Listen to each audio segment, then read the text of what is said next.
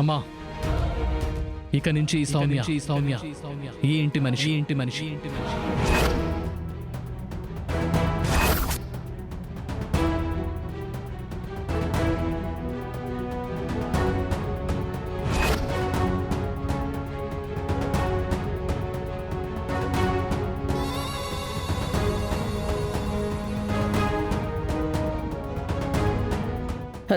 దర్శన్, ఆ అమ్మాయిని మనం ఎప్పుడూ పరాయిదానిలాగా చూడలేదు కదా నాన్నా.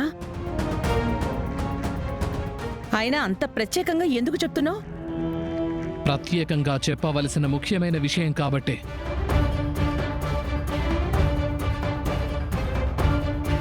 సౌమ్యకి ఇంతకాలం మనమిచ్చింది ఆశ్రయం, కానీ ఇక ముందు తను ఈ కుటుంబంలో సభ్యురాలు.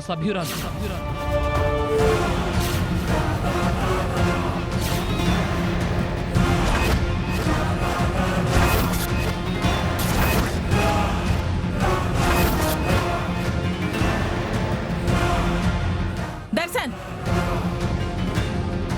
నువ్వేం మాట్లాడుతున్నావో నీకేమైనా అర్థమవుతోందా?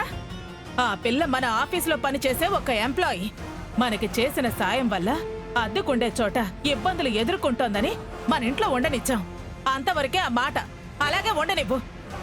అయినా ఆ అమ్మాయి ఎవరో ఏంటో కూడా ఆలోచించకుండా కుటుంబంలో సభ్యురాలు అంటున్నా, ఆ మాటకు అర్థం తెలుసా నీకు?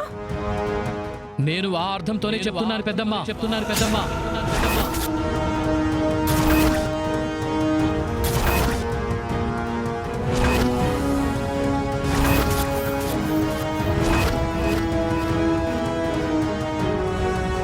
దర్శన్,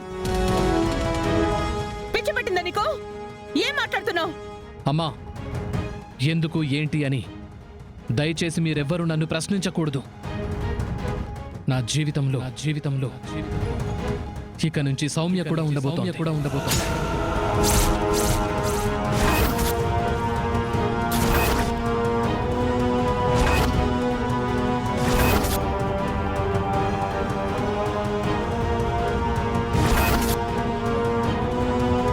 లేదు, ఈ మాటలు మాట్లాడేది మా ఆయన కాదు.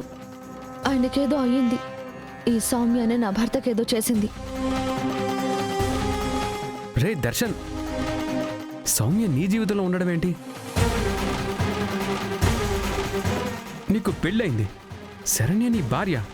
ఇవేవి నీకు గుర్తులేనట్టు ఏంటా మాటలు?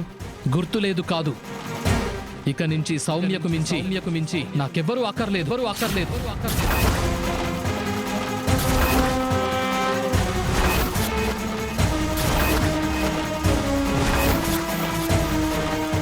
నాకు సౌమ్యే ముఖ్యం. సౌమ్యే నాకన్నీ.